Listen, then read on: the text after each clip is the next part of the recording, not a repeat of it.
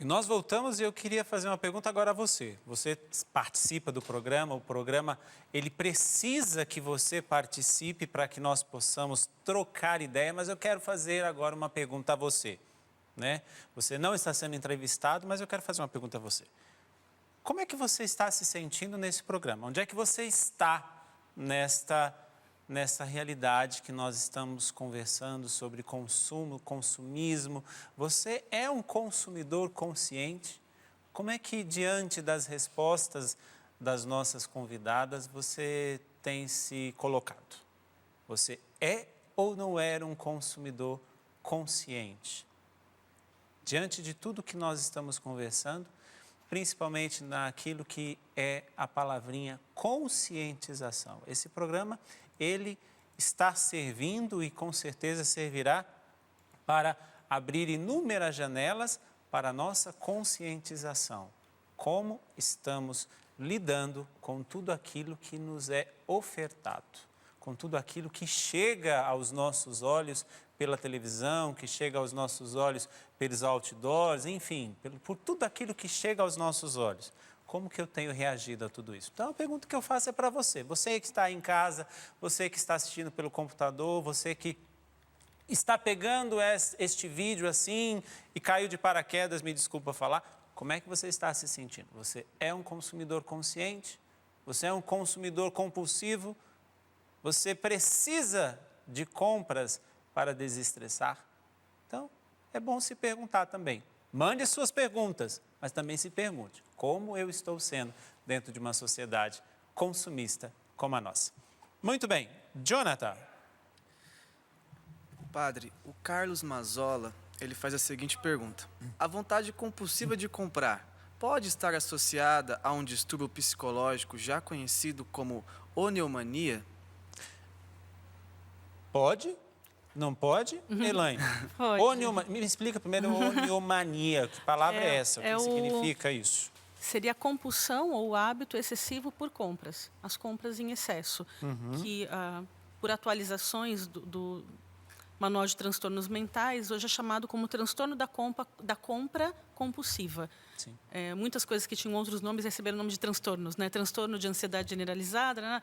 Enfim, é o transtorno da compra compulsiva. Sim, se há esse hábito, se ele não tem um controle, se muitas vezes ele não tem consciência do volume, se compra, e se ele vem associado àquelas questões que eu falava no bloco anterior, né? Da compra que vem como alívio de uma situação, né? de uma angústia, da compra que muitas vezes vem como um meio de prover situações infantis de pobreza, de carestia, de falta, né? Ou de outros problemas nos quais você, com a compra, tem esse alívio. Então, tem essa característica, sim, Carlos, né? É isso o nome dele? Ok.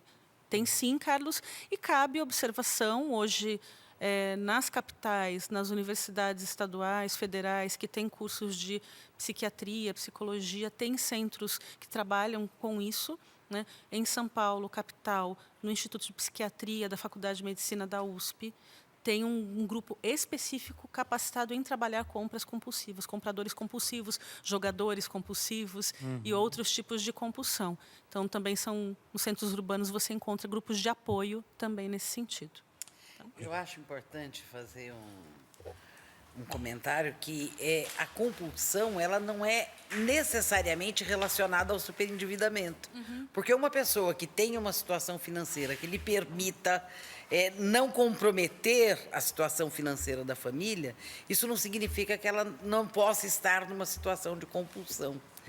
Então, vamos dizer assim, não é um caso que vai parar no PROCON, que é um caso, digamos, de uma pessoa consumista compulsiva. Sim, exatamente. Quer dizer, pode precisar de um tratamento, ainda que não esteja comprometendo a renda familiar. Muito bem, muito obrigado. Jonathan. A Leandra Cunha, ela pergunta, como é possível criar o hábito de fazer escolhas mais conscientes na hora das compras, quando não há tanto boas opções? Vamos lá, eu queria ouvir as duas opiniões aqui. Só que agora eu queria ouvir as duas como mulheres, como consumidoras. não como profissionais. Ótimo. Porque agora eu acho queria bem ouvir as duas. É claro que o fato de trabalhar no PROCON há 18 anos me ensina a fazer algumas observações que seria muito interessante que todo mundo fizesse. Olhar o rótulo do produto, olhar a composição do produto, olhar quem é o fabricante. Porque uma coisa que eu descobri no PROCON, e para mim foi muito interessante essa descoberta, aqueles produtos que a gente chamava de genérico, eu não sei como é que chama isso hoje, as marcas próprias dos mercados. Quando a gente olha a marca do mercado X e você olha quem foi que produziu, você vai ver que é o mesmo que produz um de marca e que faz com que o preço desse seja menor. E é rigorosamente o mesmo produto. Então, isso hoje me norteia muito.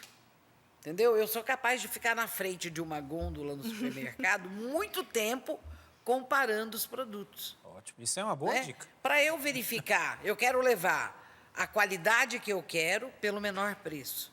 Sim. Agora, não necessariamente a qualidade está no mais caro.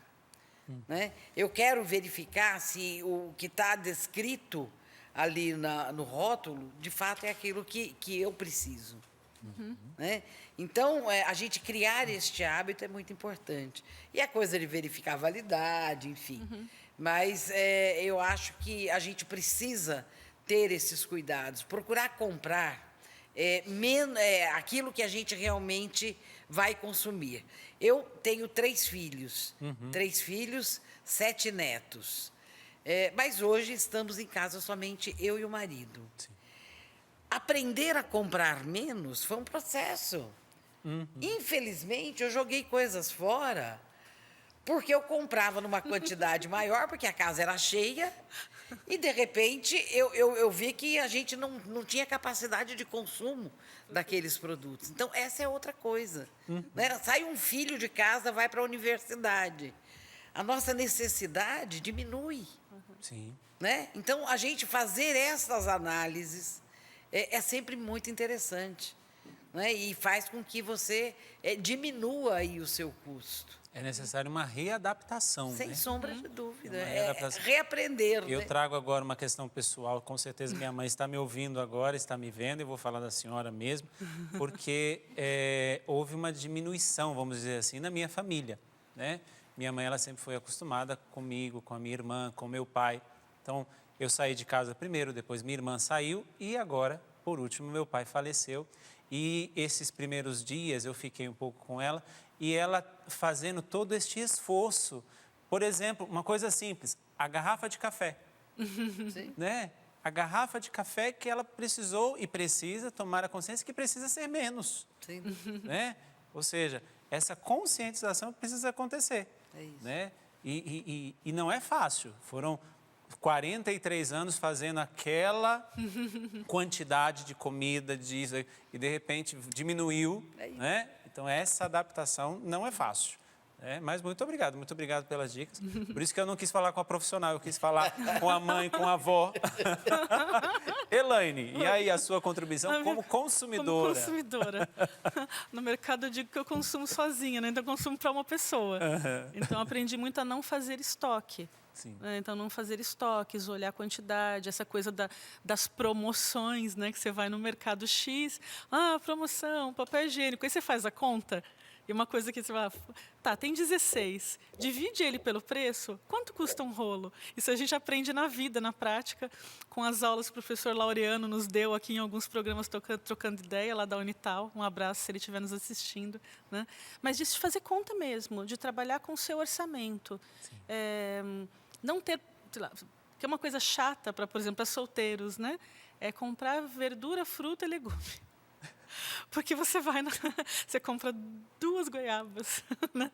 Meia dúzia de bananas, porque você não vai comer uma dúzia. Sim. Então, olhar a coisa dessa maneira é importante mesmo. E se é necessário, se você precisa, eu acho que nos tempos atuais, fazer estoque é uma bobeira.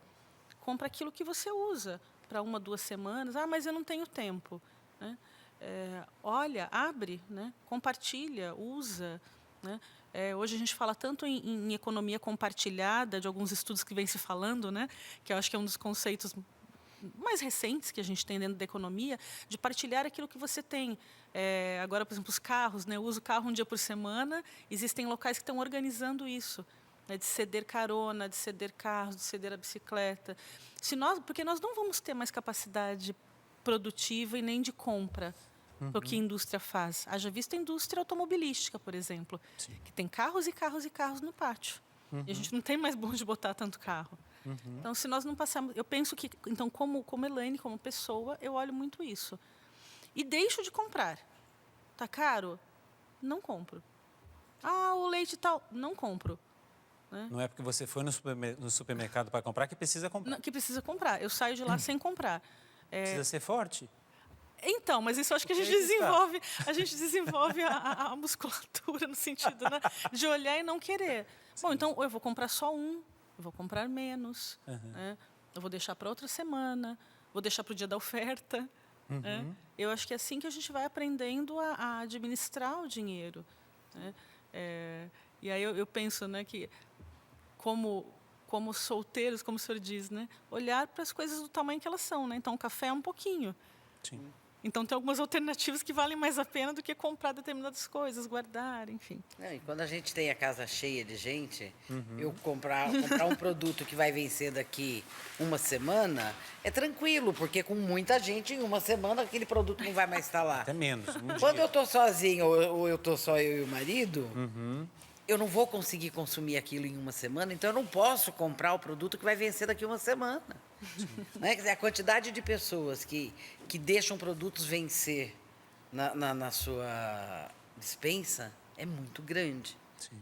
Né? A quantidade de coisa vencida que se encontra nas dispensas E se nós pensássemos quantas pessoas no mundo vivem num estado de miséria. Exatamente. Não é nem de pobreza, é de miséria. Não vamos nem dizer no mundo quantas pessoas no Brasil, né? Porque segundo dados do IBGE, a classe dos que moram na miséria está crescendo. Então, quantas pessoas não têm este produto que você jogou fora, não tem nem isso para comer? Então, seria uma boa conscientização se nós pudéssemos também pensar nessas pessoas que não têm o que comer. Claro. Observa os entrepostos, CEASA, essas centrais, né, de distribuição. Me parece que acho que é 30%, padre, se eu não me engano, dos alimentos ali comercializados, das frutas, legumes, vão para o lixo, porque não estão bonitos. Então, mas quando eu vou ao mercado, como que eu faço para ver se a fruta está boa? Eu vou apertando as ditas cujas, né? Ela está bonitinha. Isso. Não, aí você vai apertando e você vai estragando, inclusive, e o próximo não compra. Então, não é só o lance de comprar, é o como você compra. Né? E também, dentro disso que você está trazendo, eu vi também a matéria, porque todos nós vimos toda a realidade que aconteceu semana passada das enchentes, da tempestade que caiu em São Paulo. E justamente no CEASA de São Paulo, quantas e quantas frutas, legumes, verduras foram jogadas fora, não porque estragaram, mas porque tiveram ali elas não estavam bonitas. Não é porque a água tinha chegado, foi aproveitado, inclusive, com a água. Algumas, claro, boiaram, como a melancia, vamos usar esse exemplo, né? Mas algumas são inúmeras frutas, milhares de frutas, de legumes, de alimento jogado fora por uma falta de beleza. Claro, eu sei que os olhos comem primeiro do que a boca, né? Mas vamos tentar nos conscientizar de que realmente existem muitas pessoas que não têm nem isto que você está jogando fora para comer. Eu lembro de uma irmã, eu não vou lembrar agora o nome dela, há muitos anos atrás, uns 20 anos atrás, em São Paulo chamavam ela de Irmã Farelo. O senhor já deve ter ouvido, eu não lembro o nome dela. E ela, uma vez nós fizemos um retiro numa casa em São Paulo e ela fez lá todo o jantar. Eu falei agora até... mas ela fez todo o jantar com restos de comida, restos assim, o talo da cenoura, o farelinho do não sei o que lá, e aí tinha a entrada, o prato principal, a sopinha e a sobremesa, que era da casca da banana. E ela falava, isso aqui é tudo reaproveitamento. Sim. E, sei lá, se a gente fosse traduzir, custou muito menos que, sei lá, 50 centavos, talvez, tudo aquilo por cabeça, né? Eu achava aquilo tão bonito, porque ela se preocupava, inclusive, com a subnutrição ou a desnutrição infantil, e falava, olha, a partir de soluções simples, que alimentam. Mesmo faz o papel nutricional, que entra nisso também. Não estamos falando nem de dinheiro, né, padre, mas de como usar os recursos que a gente tem e como usar a providência que temos, né, em cada dia. Com certeza. Muito bem. Jonathan. Márcio Paulino, de Guaratinguetá. Como tratar uma pessoa consumista, sabendo que a mesma não acaba admitindo que é? Como lidar com uma pessoa consumista? Vamos pensar como lidar, né? Entendendo assim, ela não se vê consumista. Então, comece a avaliar os prejuízos que ela tem. Os prejuízos que ela tem com esse consumo, né? Então, tem que ficar correndo a toda hora, está ansioso a todo momento para correr, para pagar dívidas. Porque é mais ou menos esse ciclo que até que a Augusta deve encontrar lá no PROCON. Pessoas que chegam desesperadas, né, Augusta? Sim. Desgastadas, porque desgasta todo mundo. E percebe, olha, quanto... Talvez ele não tenha essa consciência, mas talvez que pessoas mais próximas tentem mostrar. Porque, claro, vai muito além de só consumir. Mas por que ele está consumindo? Quais os motivos que levam? Podem ter N motivos que não foram expostos nessa mensagem, pode estar levando a isso, né? Uma estrutura familiar que não está legal, e a gente vai falando de tudo aquilo que nós dissemos nos outros blocos, né? Descarregando na situação a compra. Então, acho que esse é um caminho. De falar, olha para que caminho você está indo, hoje você está assim, amanhã pode estar pior, daqui a um tempo você não vai ter controle. O que acontece, não estou dizendo que é esse o caso, mas algumas vezes a pessoa se endivida e alguém da família salva. Né? E ela vive sendo salva por alguém. Só que ela é salva por alguém e volta a consumir, e volta a consumir, e volta a ser salva. Isso vira um círculo vicioso, né? Então, às vezes, também a família tem que estar atenta nisso. Se ela salvar toda vez, a família sempre vai ficar em apuros para conseguir pagar essa dívida. E quando a pessoa vai amadurecer naquele sentido? Né? De que ela precisa se tratar, buscar ajuda, orientação no PROCON, renegociar, ser adulto o suficiente para lidar com aquilo que a cerca. Então, a família é fundamental nesse processo, sim, né, Elaine? Sim. Porque ela pode não se ver como consumista, mas a família está vendo. Então, a Geralmente família é o tem outro esse quem papel vê, né? também de tentar convencê-la. A Elaine falou uma coisa que eu acho fundamental. A compulsão, ela é igual qualquer que seja a área da compulsão. Então, quando a gente tem um parente com um problema de alcoolismo, o que a gente faz? A gente vai convencê-lo a aceitar o tratamento. E vai convencê-lo incessantemente, não é assim? Quer dizer, a gente diminui, ele volta, a gente continua, até a gente conseguir que ele se convença de que ele precisa de tratamento. A compulsão por compra não é diferente. A pessoa precisa se convencer de que ela precisa se tratar, e a família tem um papel fundamental nisso. Vocês falaram de uma realidade aí, e eu achei bem interessante, porque a pessoa vai para aquela situação, mas sempre tem aquela que salva, certo? Existem aqueles pais que querem, entre aspas, comprar os seus filhos. Às vezes por uma ausência, né? Ou às vezes porque acha melhor que o menino vai ficar quieto e dá. E vai dando, e vai dando, e vai dando, e vai dando, e vai dando, e vai dando, e vai dando, e vai dando, e vai dando. Este projeto, né? O projeto Saber Consumir. Esse projeto Saber Consumir. A criança recebe. Mas, ao mesmo tempo, este pai que o compra, né? Como que essa situação ela pode... Quem é que precisa de tratamento, vamos dizer assim? Né? Quem é que precisa de um chacoalhão?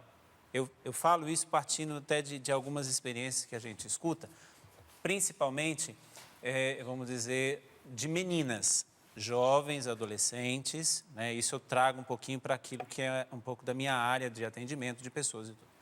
De meninas que, por causa da ausência física do pai, entram numa linha de abusar do pai no sentido de, padre, então quando o senhor estiver comigo, eu quero um tênis novo. Ah, o senhor viaja muito, então quando o senhor chegar, o senhor vai não sei para onde, então quando o senhor chegar, o senhor me traz aquilo lá, o senhor me traz aquele celular, o senhor me traz aquela... Como lidar com essa situação, o que fazer com essa situação de um pai que muitas vezes se sente pressionado pelo filho, é um caso, ou muitas vezes o próprio pai, para calar aquela criança, que eu quero... Nós estamos daqui a pouco chegando ali o período dos ovos de Páscoa, já estamos, né? No período dos ovos de Páscoa. Eu quero aquele papai, e faz, e rola. Eu fico assim, se eu vou no supermercado e eu encontro uma criança se rolando ali, fazendo aquele escândalo, eu falei, meu Deus do céu, me dê paciência. Mas só que o pai vai lá e para fazer com que a criança se cale, vai lá e compra o que ela faz. Quem é que precisa de tratamento? Ou o que fazer numa situação como essa? Eu acho que os dois precisam de tratamento. Né? A criança precisa de um processo educacional, sem sombra de dúvida, e o pai. O pai precisa repensar essa relação. Agora, eu acho que a pergunta mais importante é quem é que vai fazer essa discussão com ele? Na medida em que ele não está no PROCON buscando nenhum tipo de orientação. Até condições financeiras, exato, aquisitivas. Ele não está na clínica, né? Quer dizer, quem é que vai alertá-lo para a importância dessa reflexão? Mas acho que ele precisa identificar que isso é um padrão que ele tem, não é, padre? Porque, veja, eu vou percebendo que a minha forma de gratificação pela ausência é dar. Então, olha, quando eu chegar de viagem, ou quando eu chegar do trabalho, filho, nós vamos jantar juntos. Né? Porque muitas vezes você não faz isso. Na correria você não faz.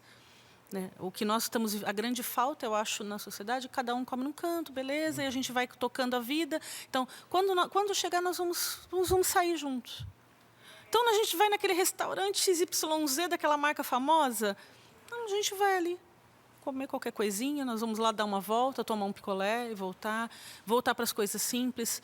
Mas, como eu disse, eu acho que, em primeiro lugar, esse pai tem que entender que o padrão que ele tem de recompensa é o padrão do dar algo. Não ser algo, não estar com ele, não, enfim, fazer coisas com esse filho que não seja comprar. Né? E entender que isso é um vício, ele também está alimentando esse vício na criança.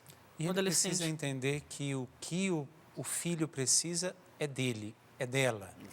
Não é do que ele ou ela irão dar a ele, a criança. Né? O que realmente a criança precisa é ele. Né? É este pai, é esta mãe. Alguns estudos apontam que, quando chega na vida adulta, você pergunta para um adulto o que você mais lembra do seu pai. Não é das coisas que ele ganhou. Ele lembra dos momentos que ele compartilhou, ele lembra dos momentos de afetividade. Diversos estudos apontam isso. Nunca ele diz assim, eu lembro o dia que ele me trouxe um carrinho eletrônico. Não é disso que ele lembra. A não ser que esteja associado com uma memória, né? Naquele dia que eu fiz aniversário, e meu pai trouxe aquela coisa, e a gente comemorou, e eu queria muito. Ou naquele dia que meu pai... Me deu a bicicleta e me ensinou a andar de bicicleta. Exato. Né? Exato. Ensinou a andar de bicicleta que ele me deu. Porque isso é o que fica nessa relação. Sim. Muito bem. Nós estamos falando aqui e ganharíamos muito tempo, e a minha diretora já está ali encerrar. Ok, eu vou encerrar o programa, porque daqui a pouco nós vamos ter PHN e vamos ter outro programa, e graças a Deus a Canção Nova não para. E a Canção Nova só não para porque você é conosco, você está conosco nesta missão de evangelizar. E por isso eu tenho aqui em mãos a revista da Canção Nova, juntamente com o boleto que você pode, tornando-se sócio, nos ajudar a levarmos juntos essa missão de evangelizar. Nós temos aqui a revista, nós temos aqui o boleto, e você pode se tornar um sócio evangelizador. Você pode estar conosco nessa missão de levarmos assuntos como este que nós tratamos no Trocando Ideias dessa semana, e tantos programas 24 horas. Graças a Deus, nós levamos de uma maneira verdadeira, sem termos médias palavras, porque quem nos promove é você. Desde já agradeço, e você que não é sócio e você quer mais informações, você pode entrar em contato conosco pelo 0, código da operadora 12 3186 2600. Desde já, muito obrigado. Jonathan, muito obrigado, Jonathan. Foi muito bom tê-lo aqui. Seja sempre bem-vindo e também aí vá já se despedindo dos nossos irmãos e irmãs que estiveram com você aí. Foi um prazer, padre, estar com vocês e estar com você em casa que nos acompanha pelo Sistema Canção Nova de Comunicação. Muito bem. Deus abençoe. Maria Augusta, obrigado mais uma vez. Seja sempre bem-vinda aqui no programa. Eu que agradeço, é sempre uma honra poder participar aqui do programa com vocês e poder levar essas informações de uma forma tão ampliada como é através da TV Canção Nova. Muito obrigado. Elaine. Sim. Muito obrigado, Elaine, mais uma vez e seja sempre bem-vindo. Obrigada. Obrigada também a quem foi deixando seus recados aqui pelo Facebook, pelas mensagens inbox. Agradeço a todo o carinho, todo mundo aqui elogiando, falando que o programa está muito bom, enfim, deixando seus comentários. Muito obrigada por essa interação, né, que nos preenche e também complementa o nosso trabalho. Muito bem. Vamos ficar em pé e vamos pedir a bênção de Deus sobre a nossa vida, sabendo que nós não temos, como eu disse no primeiro momento, nós não temos pretensão nenhuma de darmos uma resposta pronta a você. O programa ele é feito para trocarmos ideias e encontrarmos a verdade. E a verdade é uma pessoa, a verdade é Jesus Cristo. O Senhor esteja convosco. Abençoe-vos Deus Todo-Poderoso, Pai, Filho e Espírito Santo. Amém. Muito bem.